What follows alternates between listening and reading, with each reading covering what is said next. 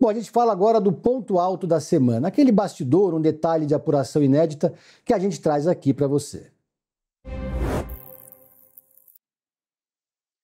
Vou começar com o meu ponto alto, Ju e Bel, que é justamente sobre o julgamento da semana que vem. Eu conversei com a Renata Miele, que é coordenadora do Comitê Gestor de Internet no Brasil. É um órgão ligado ao governo federal, que está ali no chapéu do Ministério da Ciência e Tecnologia, tem várias entidades e organizações da sociedade civil, e eles estão debruçados justamente sobre propostas e projetos para fazer a regulamentação das redes sociais, para criar regras, para criar parâmetros. E a leitura desse comitê, aliás, da coordenadora desse comitê, que é a Renata Miele, é que essa decisão do governo americano, ao contrário do que dizem os bolsonaristas, não vai levar a um recuo. Pelo contrário, ela vai reforçar a necessidade de regulação das redes sociais.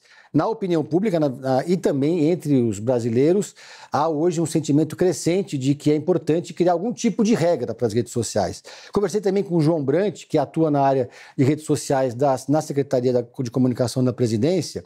Ele me contou que tem pesquisas que mostram que 78% da população aprova as redes sociais. Então o governo está trabalhando com esse número, acreditando que eles vão ter uma vitória dessa narrativa.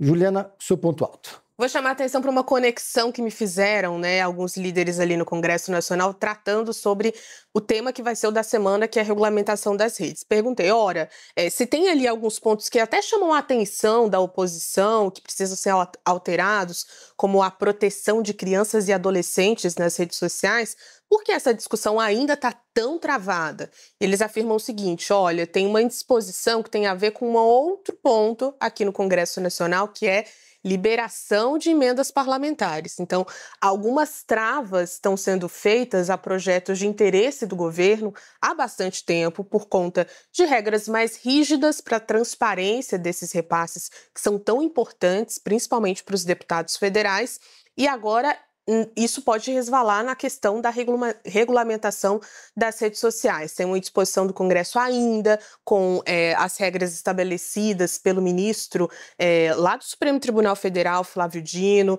Ainda tem esse incômodo no Palácio do Planalto e mais, um incômodo que está ampliado porque esse é um momento do ano de liberação de mais repasses e todas as discussões também vão envolver isso. Então, para além da regulamentação das redes, tem outros interesses do governo que podem ser impactados por isso, mas essa questão de colocar ali alguns limites e ampliar a responsabilização das plataformas também é impactado pela questão das emendas parlamentares, para a gente ter uma noção da dimensão disso. E isso também traz um outro ponto à tona, que é a relação do Congresso Nacional, do Executivo e dessa figura específica ali dentro do Supremo Tribunal Federal, que é o ministro Flávio Dino. Pois é, tudo se conecta. Exatamente. Bel, qual o seu ponto alto?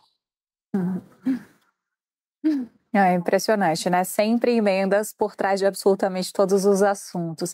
Olha, no meio dessa discussão entre Estados Unidos e Brasil sobre essas sanções, a gente sempre ouve do Palácio do Itamaraty que as relações são de Estado. Houve até, nesse caso, um certo alívio, que não veio sanção econômica, veio uma sanção numa medida que, de certa forma, o governo já esperava, sem muitos sustos, digamos assim. Mas é impressionante que há uma indiferença do governo dos Estados Unidos em manter, inclusive, um certo nível que seria esperado de interlocução com o Brasil. Isso vai parar no fato da gente já estar em maio e não ter andamento do processo de indicação dos Estados Unidos de um embaixador para vir aqui para Brasília trabalhar diretamente por aqui e ajudar nessa interlocução. Essa tarefa continua em um nível hierárquico mais baixo, que é de um encarregado de negócios na Embaixada Americana aqui em Brasília. Em outras localidades, a gente tem um pouquinho mais de andamento. Por exemplo, o embaixador lá na Argentina, esse nome está prestes ali a ser votado pelo Senado dos Estados Unidos. Já está bem mais avançado esse processo. Agora, para os outros países da América Latina, não ocorre o mesmo. E para muitos países europeus que também estão enfrentando ou já enfrentaram de alguma forma em suas legislações esse debate, que a gente sabe que é necessário, da regulação das redes, também nada de indicação de embaixador. Eu fui dar uma olhadinha nessa lista ali das indicações de Donald Trump.